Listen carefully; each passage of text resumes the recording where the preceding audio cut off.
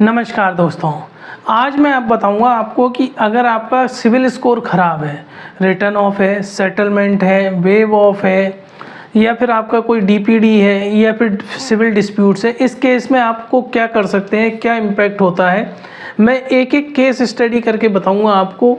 और ये बड़ा गौर से देखिएगा। अगर सिविल से रिलेटेड कोई भी प्रॉब्लम है आपको लोन लेने से संबंधित, तो आपके सारे डाउट आज क्लियर हो जाए। मैंने देखिए जो 5 तरह के केस इसमें कवर करे हैं वो ये करें हैं। अगर आप सिर्फ ईएमआई डिफ़ॉल्ट करते हैं तो क्या होगा, अगर आपके का कोई पुराना लोन सेटलमेंट हुआ है तो क्या होगा, अगर आपका कोई लोन रिटर्न ऑफ हुआ है तो क्या होगा, अगर आपका लोन वेव ऑफ किया है बैंक ने तो क्या होगा, और सिविल डिस्प्यूट केस अगर आपका कोई चल रहा है, मतलब ऐसा कोई लोन जो आपने लिया नहीं फिर भी वह सिविल में दिखा रहा है, तो उस केस में आपको क्या करना होगा। सबसे पहले हम केस स्टडी करते हैं। सबसे पहले रेगुलर ईएमआई डिफ़ॉल्ट, मतलब जैसे आपका कोई लोन चल रहा है और आपने उसकी 1-2 ईएमआई डिफ़ॉल्ट करी है, तो उस केस में क्या होगा।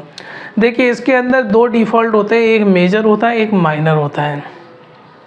यानी कि देखिए माइनर केस वो होता है कि जिसके अंदर आप कोई भी ईएमआई 90 दिन के पहले पेमेंट कर देते हैं। यानी कि ड्यू डेट 1 जनवरी था लेकिन आपने 30 मार्च के पहले उसको पेमेंट कर दिया, तो वो माइनर केस है। लेकिन अगर आपने कोई ईएमआई 90 दिन तक पेमेंट नहीं करी तो ये मेजर केस हो जाता है, क्योंकि आपका अकाउंट एनपीए में टर्न हो जाता है, नॉन परफॉर्मिंग एसेट में। तो बैंक भी इस केस को ज़्यादा सीरियसली लेता है। अब इम्पैक्ट क्या होता है कि माइनर केस में आपकी सिविल 5 या 10 पॉइंट घटती है, लेकिन मेजर केस में अगर अकाउंट एनपीए हो जाए तो आपकी सिविल 50 पॉइंट तक घट सकती है। दूसरा, अगर आपका इस तरह का केस चल रहा है कि रिसेंटली कोई ईएमआई डिफ़ॉल्ट हुई है, तो शायद ही कोई बैंक आपको अनसेक्योर्ड लोन ईजीली दे, आपको मेहनत करनी पड़ जाएगी। और दूसरी बात, इंटरेस्ट रेट आपको हाई पड़ेगी। तीसरी बात कि आप 3-4 जगह अप्लाई करोगे तब जाके आपका किसी एक जगह होगा, अगर रिसेंटली कोई 6 महीने के अंदर कोई ईएमआई बाउंस हुई है तो। अब इसका सॉल्यूशन क्या है। इसका सॉल्यूशन ये है कि आप अपने आप को फाइनेंशियल डिसिप्लिन में रखें। आप सबसे पहले ये जान लें कि आपकी ईएमआई कब ड्यू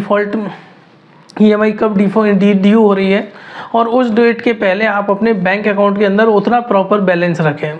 उससे आपका सिविल 6 महीने के अंदर वापस अपनी जगह पर आ जाएगा और फिर आपको लो इंटरेस्ट रेट पर बैंक से लोन मिल पाएगा। अब दूसरा केस आता है लोन सेटलमेंट, मतलब आपका कोई पुराना लोन आपने सेटल किया है, पुराना लोन सेटल किया है या क्रेडिट कार्ड से का बिल सेटलमेंट किया है। इस केस में क्या होता है, लोन सेटलमेंट में कई बार क्या रहता है कि हम लोन रीपेमेंट नहीं कर पाते, हमारा लोन एनपीए में जा रहा है, तो बैंक ये मानता है कि बोले यार हमें कुछ पैसे तो मिल जाए ताकि ये लोन को सेटल करते हम। तो बैंक क्या करता है, जैसे आपका 1 लाख का लोन है तो वो 50,000 पे सेटल कर देगा, 75,000 पे सेटल कर देगा, और फिर उसके बाद बैंक आपको परेशान भी नहीं करता किसी भी ड्यू के लिए, तो आप निश्चित हो जाते हैं कि सेटलमेंट। लेकिन लोन सेटलमेंट की वजह से क्या होता है कि आपको लोन मिलना बड़ा मुश्किल हो जाता है भविष्य में। और अगर आज आपने लोन सेटल किया है तो 7 साल तक उसका इम्पैक्ट रहेगा, मतलब 7 साल बाद उसका इम्पैक्ट सिविल से जाएगा। सिविल में फिर भी दिखाएगा, लेकिन यह है कि 7 साल तक तो इम्पैक्ट रहेगा और आपको नया लोन नहीं मिलेगा। अब इम्पैक्ट क्या होगा कि कोई अनसेक्योर्ड लोन तो आपको कभी मिल नहीं सकता। सेक्योर्ड लोन भी आपको तब मिलेगा तब बहुत ज़्यादा मेहनत मशक्क़त करने के बाद। और दूसरी बात, जहाँ सेक्योर्ड लोन किसी को 8% पे मिल रहा है, आपको वही 12 या 14% पे मिलेगा। तो अब इसका सॉल्यूशन क्या है कि क्या कोई कर सकता है। देखिए मान के चलिए आपका पास्ट में कोई लोन सेटलमेंट हुआ था साल भर पहले, तब आपके पास पैसे नहीं थे, लेकिन आज अगर आपके पास पैसे आ गए तो आप ऐसा करें, बैंक में जाएं और बैंक वालों से बोले कि जो लोन हमने सेटल किया था उसके हम सारा ड्यूस बैंक को देना चाहते हैं ताकि हमें नो ड्यूस सर्टिफिकेट मिल जाए। तो बैंक क्या करेगा, उस आपको बता देगा कि आपके लीगल चार्जेस, ये सब चार्जेस, वो चार्जेस क्या थे, और उतना तो आप सेटलमेंट कर देंगे तो बैंक आपको एनओसी भी दे देगा, नो ड्यूज सर्टिफिकेट बैंक से मिल जाएगा। और सिविल में जो स्टेटस था क्लोज्ड, सेटलमेंट जो स्टेटस आ रहा था अकाउंट का, वो क्लोज आ जाएगा महीने की एंड तारीख को। तो इस तरीके से जो 7 साल तक जो आपको वेट करना पड़ता था वो कम नहीं करना पड़ेगा और आप सबसे पहले जाके लोन ले लेंगे। तो अगर मान के चलिए आपने लोन सेटलमेंट के बाद ड्यूज़ दिए हैं और आपने फिर भी सिविल में स्टेटस चेंज नहीं हुआ, तो एनओसी को आप सिविल के डिस्प्यूट्स में रेज़ करें और ये वाली बात बैंक को भी बताएं कि आपके लोन का स्टेटस अभी भी सेटलमेंट दिखा रहा है, उसको क्लोज़ करें। अब तीसरा होता है loan return of. Loan return of cases में जनरली होता क्या है, जब कोई कस्टमर पैसा भी नहीं देता, सेटलमेंट भी नहीं कराता, तो बैंक क्या करता है, अपनी बैलेंस शीट को क्लीन करने के लिए उसका लोन अमाउंट को रिटर्न ऑफ कर देता है। रिटर्न ऑफ का मतलब ये नहीं होता कि लोन माफ़ कर दिया। रिटर्न ऑफ का मतलब हो गया बैलेंस शीट से लोन हटा दिया, अब वो औका खातों में जा चुका है। बैंक तो फिर भी रिकवरी के लिए कस्टमर को परेशान और फॉलोअप करेगा। रिटर्न ऑफ और सेटलमेंट में फ़र्क है, सेटलमेंट में आप पैसा दे देते हैं, रिटर्न ऑफ में नहीं देते, और रिटर्न ऑफ वहाँ पर आपके सिविल में रिफ्लेक्ट होता है। अब इसका इम्पैक्ट क्या होता है, इसका इम्पैक्ट ये होता है कि आपको अनसेक्योर्ड लोन तो बिल्कुल नहीं मिलेगा, और सेक्योर्ड लोन के लिए भी आपको अच्छी खासी मेहनत करनी पड़ेगी, और अगर आपको मिल भी गया सेक्योर्ड लोन तो आपको रेट ऑफ इंटरेस्ट ज़्यादा पड़ेगी। इस तरीके से आपका नुकसान होगा। अब इसका सॉल्यूशन क्या है कि भाई रिटर्न ऑफ है। देखिए, इसका सॉल्यूशन भी सिंपल वही है जो सेटलमेंट के केस में था, कि आपको बैंक में जाना पड़ेगा, आपको उनसे पूछना पड़ेगा कि आपके टोटल ड्यूज़ क्या हैं, बिना किसी सेटलमेंट के। वो सारे ड्यूज़ देने के बाद ही बैंक आपको एनओसी जारी करेगा, नो ड्यूज़ सर्टिफिकेट। नो ड्यूज़ सर्टिफिकेट जारी करने के बाद सिविल में भी उसका स्टेटस जहाँ रिटर्न ऑफ था वहाँ क्लोज शो हो जाएगा, और आपको लोन ईजिली मिल जाएगा। क्योंकि रिटर्न ऑफ और सेटलमेंट का ये मतलब नहीं होता कि आपका लोन अकाउंट क्लोज हो गया। बैंक ने सिर्फ बैलेंस शीट में दिखाने के लिए क्लोज़ किया, बाकी बैंक में बिल्कुल जो अकाउंट्स हैं वो रनिंग है।